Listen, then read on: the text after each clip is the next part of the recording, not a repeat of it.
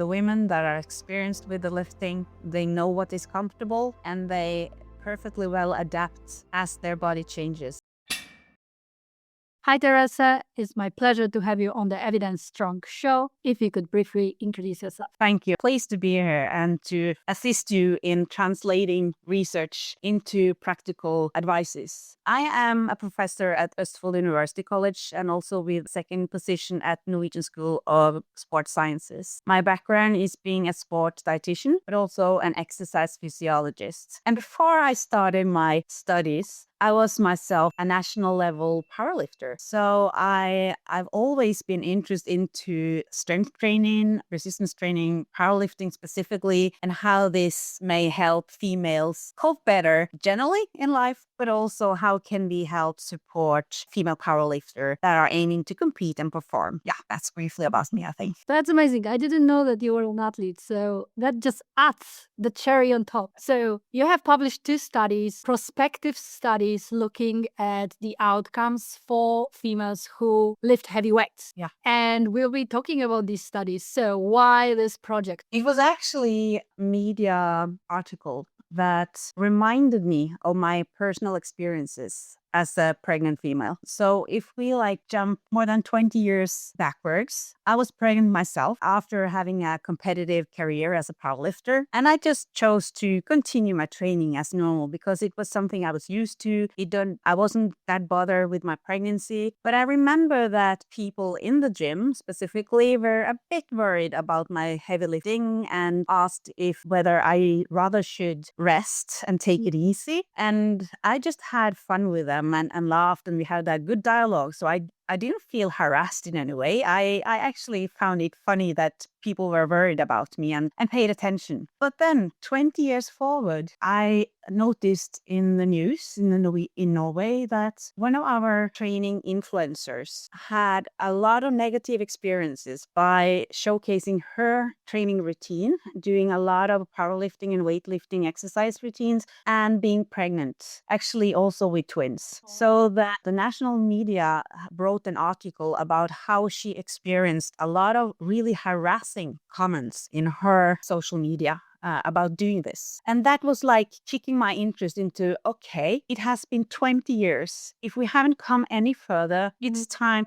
to bring up the evidence. So this study was actually something I just initiated without any funding or without any additional time in my work day. But I found it rather easy to just keep the survey going on in the background while I was doing my main focus of work, and just to collect these data and then to make sure to analyze it properly and have it published. So we recruited females that self-declared that I am used to lifting heavy weights. I'm regularly complying with a routine with free weights, heavy lifting, and I consider myself very experienced in lifting heavy weights. And talking about this was actually one of the main issues I found. How do we define an experienced powerlifting a female athlete or weightlifter? Because if I were to run this study only recruiting national level powerlifter or weightlifters, I would probably have still been continuing sampling data because there are not so many getting pregnant at the right time, being motivated to participate in a study. So, and other than that, we do also see now that there are so many females being motivated and attracted to go into the gym and do heavy lifting, still not competing. But they're doing CrossFit, they're doing powerlifting, they're doing weightlifting routines. So there's a large sample that we could recruit from. So back to the recruitment, we recruited these females that self-declare, I am familiar with this type of lifting. I have my own plans. I have decided myself to continue this during my pregnancy. So this was one of the ethical consideration we needed to do, because I don't think we would be allowed to initiate an intervention where we recruited participants and then had assigned a training program that they were to follow. Because I think then the medical ethical committee would say that, this is not safe. We do not know enough about the safety doing this. We can't allow this to happen. So it's definitely a strength with our survey where we look forward and follow the females throughout their pregnancy and the full year with postpartum period period. Another strength with our data collection, it's survey, it's self-reported data. But in Norway, we have a public health system that offers free consultation with a midwife throughout the pregnancy. And when you consult with a midwife, they will do your blood pressure, they will do the measurements of the fetal growth, the heart rate, the symphysis fundus measurement, and all the health evaluation throughout. So we know that when we ask these women to report these type of health data, it's nothing that they're trying to measure uncontrolled or not standardized themselves. It's something they report from their consultation with the midwife. So I'd say that this survey-based study is rather strong. Still, we do conclude that it would be a benefit if in the next run you include some medical personnel that actually could do the measurements and make the data even more validated or qualitative better. Yeah. The minute you start increasing the quality of the data, the cost, however, and the time and effort required for recruitment and running all the tests increases. So definitely. And you need to transport the females to the lab and so on.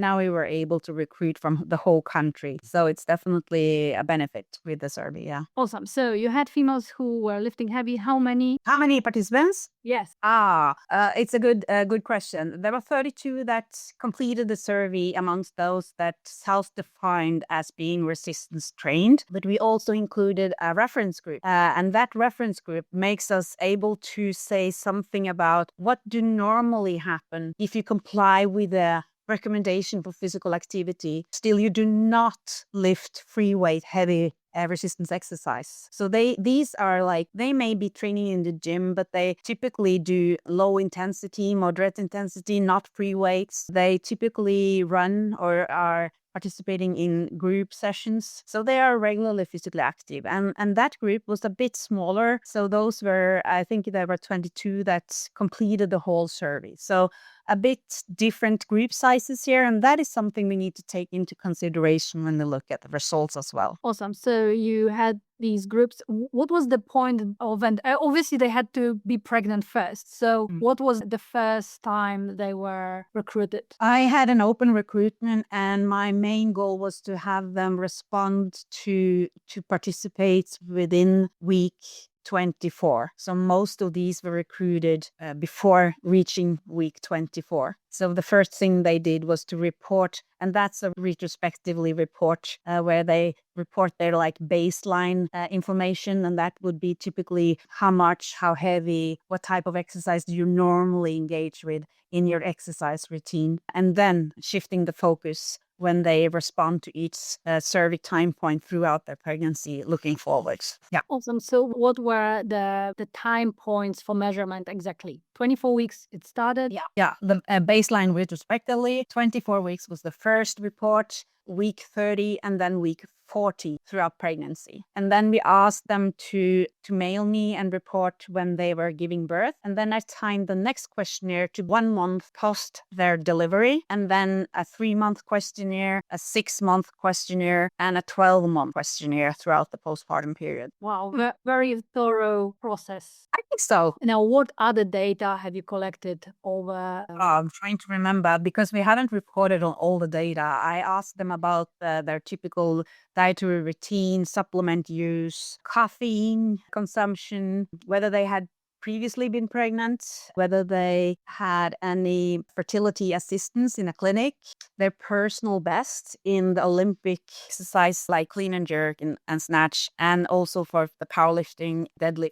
squats and bench press. And that report, the personal best, was part of the criteria I used when I evaluated whether you fit into the resistance exercise group or the reference group as well. Yeah. And you had some, because I want to bring the second study too, you had some qualitative questions asking about their experiences. So could you speak about that a little bit? So there are 2 publications from this study. The first was more about their training routines, what adjustments they did, pregnancy symptoms, injuries that happened, delivery method, and so on. So it was mostly about quantitative data. And the second study was just published yesterday, actually, and it deals with It deals with their personal experience and reflections throughout the pregnancy, because within this survey, we also left a few open boxes for them, inviting them to share their experiences and personal reflection on how do I cope with training? How do I do? And what do I think about the future? So this information that they were providing us actually gave us a very good opportunity to report on what competence they face when they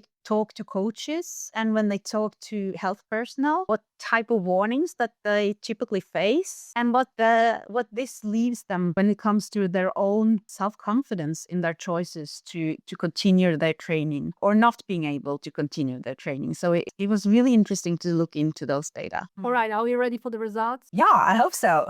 It was massive data, so I'm trying to now summarize what's the most important things. Just keep in mind that we have this group of 32 females complying with heavy resistance exercise, and the other group with references that are doing a lot of exercise, still not lifting heavy free weights. And this reference group was really important for us because most females, when they become pregnant, they are not doing physical activity at the minimum level that we recommend people to do. So if we were only to recruit the resistance exercise group, we would not be able to compare to, okay, what would this look like if they were doing the exercise that we actually do recommend people to comply with. So with the reference group, we actually were able to compare two types of exercise regimes. So what did the data show us? First and foremost, the body mass of the pregnant woman increased throughout pregnancy, decreased throughout the postpartum period. There were no differences between the heavy resistance group and the reference group. We also measured the growth of the fetus, being the measurement between the fundus and the symphysis, the external measurement of the protruding abdomen, and there were no difference between the two groups. So it seems like either you do resistance exercise or you do other type of exercise, it doesn't affect the growth of the mother, the increase in body mass, neither does it affect the fetus growth. All the women reported on different symptoms or pain that you may experience throughout pregnancy. There were no differences between the group. They reported in lower back pain, they reported on pelvic pain, they reported on mood changes. Trying to recap all the things. Injuries, there were no injuries reported throughout pregnancy, so we didn't find any differences between the group. Then we come to the time point when where they are giving birth. We did not see any differences between the group on the timing of delivery. None of these were delivering too early, preterm, and there were no difference between whether you delivered a few days before the given term date, at term date, or a few days after term date. No differences. There were no differences in the child's birth weight, neither in the child's birth length. There were no differences in type of delivery, whether it was a normal vaginal delivery or whether it was surgical or in any type of assistance. So there are no differences there either. We did notice, was it 3 or 4 children that has some type of deformity, like one of the feet that were a bit inclined, one feet that was a bit, it was leaning towards the mid, and there was one hip displacement, not a very serious condition, just a slight hip displacement. All of these 3 to 4 incidences occurred within the group with resistance exercise training females. But these incidences are not very uncommon. It's not very frequent, but we do see it within a general population as well. And it's very easily, and these were also reporting because we were following them throughout the postpartum period. This was very easily solved with physiotherapy during the first weeks. So there were no permanent injuries or harm with that. And we also need to keep in mind that the group size now reporting during the postpartum period is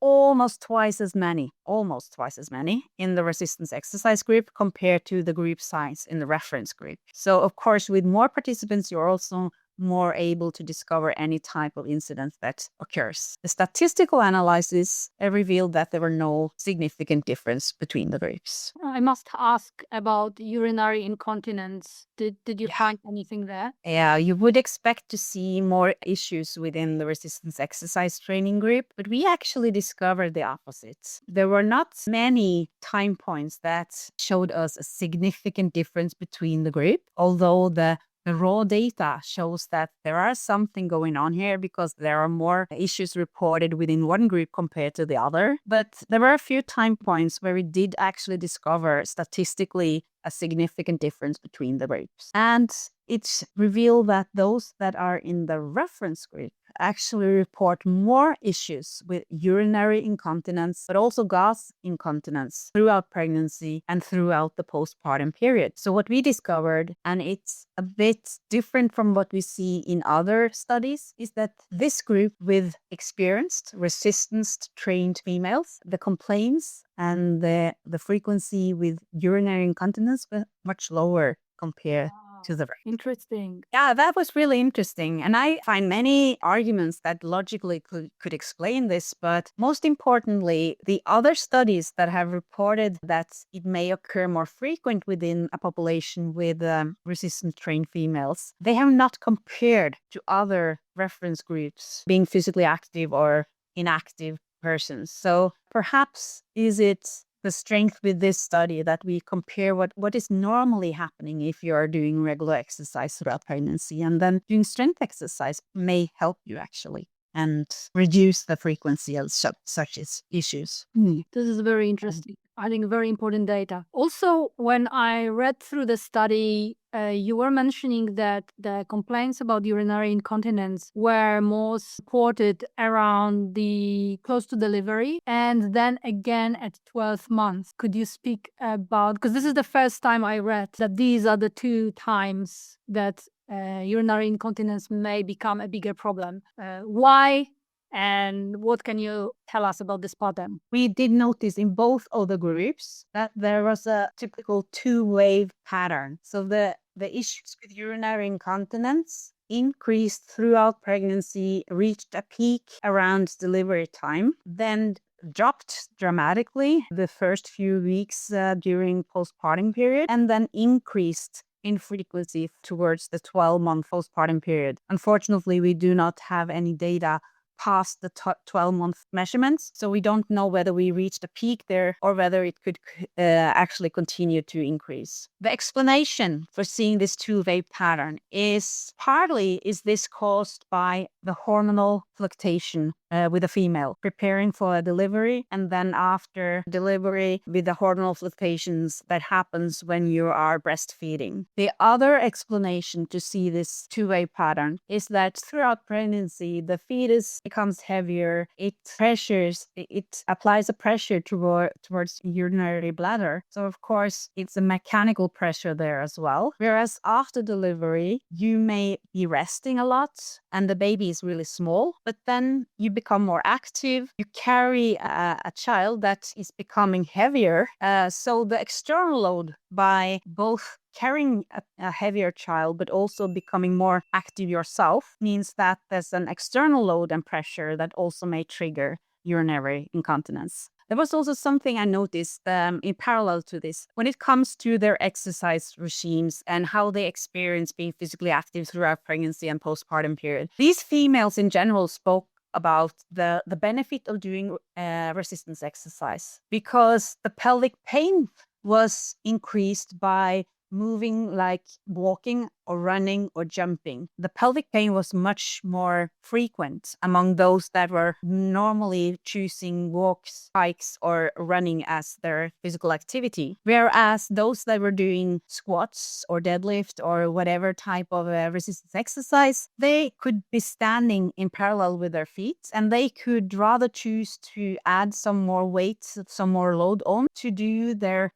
few repetitions with heavier loads. So they avoided triggering the pelvic pain by doing that, and actually found that as an easier type of exercise to do when these types of issues increased throughout pregnancy or were still there in the postpartum period. And this was partly something they enjoyed because it enabled them to continue their training regime and physically feel that I'm still coping, I'm preparing for a quick return after delivery. But it was also something that they mentally really appreciated because it was giving them the opportunity to like still feel a self-efficacy, coping, that they were able to do something, but also to experience the mental benefits after doing some exercise, that you're actually pleased with yourself, your mood improves. So resistance exercise seems to be a beneficial choice of physical activity, although other types of activities seems to be more painful or difficult to comply with.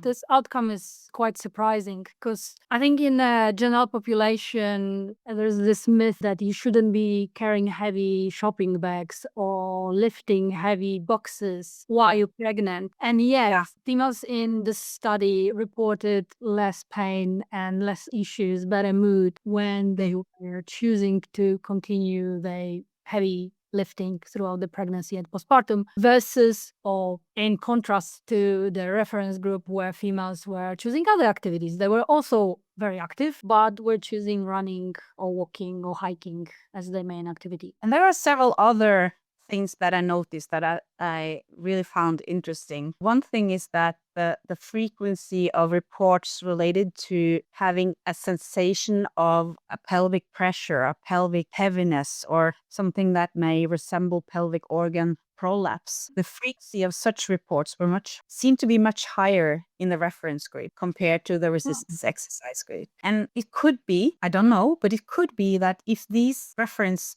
females are doing running, that's a more type of high impact activity if you're running or jumping compared to standing with a constant pressure, but controlling that pressure by your Valsalva maneuver, also controlling your pelvic muscles. It could be that it's more beneficial doing resistance exercise compared to the other type of high impact activities. I also need to mention that whereas you say that this is in contrast to how we generally approach a pregnant female, we're trying to like protect them from whatever. These females are really experienced. So of course, I wouldn't say that all women should go do heavy resistance exercise when becoming pregnant. You should be experienced to this type of exercise before choosing to do that when you are pregnant. Another thing is that whereas many spoke of the benefits of doing resistance exercise, feeling self-efficacy, speaking of the mental benefits, there were also a part of the sample that spoke of the disappointment of not being able to do what they thought they would be able to do, and something that they also had been motivated by looking in social media what everyone else being pregnant were able to do. So it's individual approaches. Some will discover that I'm not able to do whatever I plan to do because of the pain or because of it could be energy levels as well, because some are really drained from energy by just being pregnant and the first postpartum period, definitely. And a few females were talking about, I really believe that the exercise I did throughout pregnancy helped me through the delivery and quickly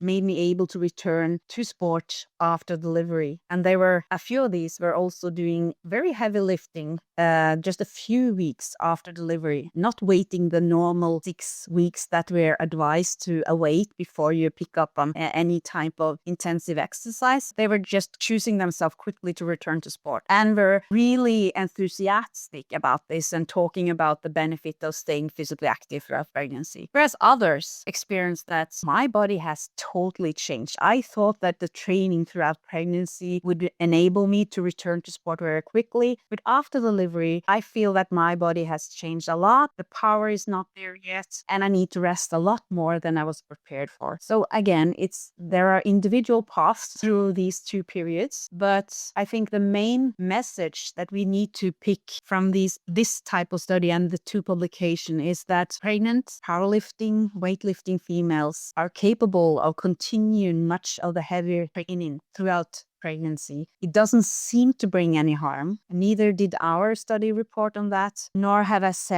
seen any harmful reports in the few studies that have been conducted. Some of them also with lab measurements, like ultrasound measurements of the blood flow through the umbilical cord or the placenta. So it seems to be something that if your body is adapted to this, adjusted to this, you're used to this, you will probably able to continue this as you are used to, which means that the competence among the coaches and the health personnel needs to be increased, because if they're not supporting them, they will be left in doubt. Am I doing the right thing? may I harm the child? May I be harmed myself? I don't know, because I can't find any reliable advice or support. The women that are experienced with the lifting, they know what is comfortable, and they perfectly well adapt as their body changes. So you just adapt and you choose exercises that fits you well or better throughout pregnancy, and the coaches should just be there to support. Still, some of my participants said that it's nice with this general advice that just listen to your body, do what's comfortable for you. Because she said that,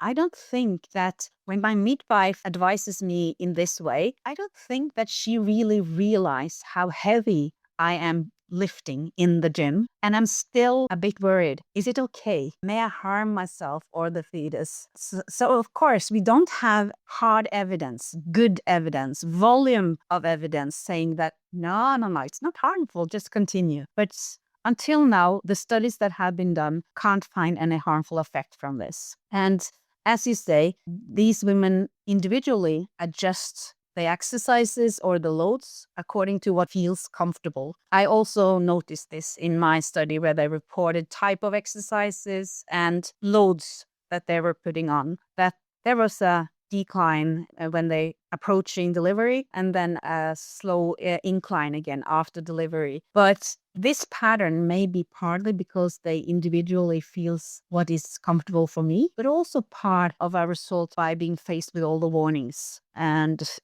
worries from others. So you adjust just to make sure. So we still don't know if they were able to continue more heavy lifting than they actually did. Would it still be harmful? I don't think so, but it remains to see. Right. And I think we have to bring two factors. One is these are experienced athletes. So they went through many training blocks. They probably worked through injuries and coming back, tapering off for the competition, coming back from the injury. They know ups and flows. They know their bodies. They know when too much is too much. And the same coaches, the relationship between athlete and the coach in strength sports sometimes lasts for years. So the coaches know the athletes know themselves. So the adjustment, and this is an individual sport. So all the adjustments are, I don't want to say just another season, but the athletes are used to adjusting to different conditions. So this is very important to not compare it to general population who is not active at all, then becomes pregnant and wants to invest in their health. This is not this study. This study is on the females who were active before they were athletes, before they were doing heavy resistance training with free weights, months or years before they got pregnant. So that's important to mention. And from the coach's perspective, the good thing is that heavy resistance training is always individualized anyway. Yeah. So pregnancy is another factor to add to the equation of individual programming and training. So I think for the coaches, the best thing to do is as you highlight now, you know your athlete, you just support them through another type of season adjustments, but you also keep up with the new research. Yes. Because these athletes, they need to be supported with evidence. They don't feel satisfied just by do what feels right for you, or I think this will be good for you because it looks great. They need evidence. So keep up with the evidence. Read the papers. There are a growing evidence base now. I see several research groups that are focusing on the pregnancy and training, high intensity training. Some are doing lab measurements, some are doing surveys, and so far I haven't seen any paper report on harmful effect from this type of intensive exercise. So keep up with the evidence and tell the athletes that I've seen the papers. They don't report on any harmful effect. So would also emphasize that we don't know all things yet. So of course, we need to be a bit careful, but on an individual basis, what feels comfortable. And as long as the consultation with the health system, where you do the critical evaluation of the fetus growth and health and your own health, if none of these measurements are showing any signs of bad effect, continue what you're doing and used to. The last part now is actually addressing the second paper, where the females are talking about their experiences and their need for evidence-based knowledge knowledge and they don't find this support amongst the coaches, the physiotherapists, among the midwife or health personnel in general, and neither do they find it when they're searching the internet. And this may be, of course, their limitation in how to find the evidence-based papers, the studies, but when they're looking at influencers, social media, they can't find any evidence-based knowledge. It's only individuals speaking of their personal experience, and that's nothing they can trust. So they really need support that they feel are safe and based on evidence. They speak of the benefit of being physically active because it gives them the time to mentally feel well, but also physically feel that I'm preparing for return to sport. I'm preparing first for the delivery, but also for a quick return to sport. And I need to keep up with some training to be able to do that. Some of the training are helping them with the pain discomfort, either in the pelvic or also upper body exercise that may provide a circulation in the upper back and the neck muscles that may be very tense from carrying and nursing a baby all the time. But these females also talk about one limitation, and that is the lack of support from family members to take the time away from the baby and come to do the regular training. And in Norway, for a time, we did have like a childcare service at the gym where they could just put their baby and go and do their training and then come and pick up the baby again. But those type of services are not to be found anymore. So neither do they have the support from the family that they're looking for, nor do they find the opportunity in the gym if they're not allowed to bring the buggy within the gym with the baby in. So we need to find ways to support women to return to sport also. Oh, that's a huge point, actually. I can report on one thing that we noticed in the data, and that was there was just one thing that I actually found could be potentially a worrying sign, because among the references, there were very few that had any secretion of protein in the urine, proteinuria, whereas in the resistance exercise group, there were a lot reporting having proteinuria. That is something that is traditionally also measured in the midwives consultation in the free public health service here in Norway. So I guess it's some part of the consultation that you have other places where you consult with health personnel as well. And I was a bit worried to see this increased frequency of proteinuria amongst the resistance exercise trained females, because this may be a very severe symptom. If it co-occurs with hypertension, then it may be a very important and severe symptom of preeclampsia, which may mean that you will probably induce the birth before the term. You will start it. So you go to the doctor and induce the birth because of the condition with the preeclampsia. So I was worried when I saw high frequency of proteinuria amongst the resistance exercise group. But it didn't co-occur with hypertension. So it was just this single symptom. And looking into the literature, it's very common to have proteinuria if you comply with intensive exercise regimes. So every person, being pregnant or not, will have some level of proteinuria due to the intensive exercise. So that was the only significant difference between the group that could serve as a clinical severe symptom, but were evaluated by our research group that, okay, it doesn't seem to be this severe symptom, and it didn't in the end result in any harmful effects either. So it's definitely backed up our evaluation, pointing towards that, okay, this is just a rather good measurement that our resistance exercise group are actually doing intensive exercise as they do self-report in the survey. So just keep that in mind. I have two questions I usually finish with. The first one is, which is your favorite exercise?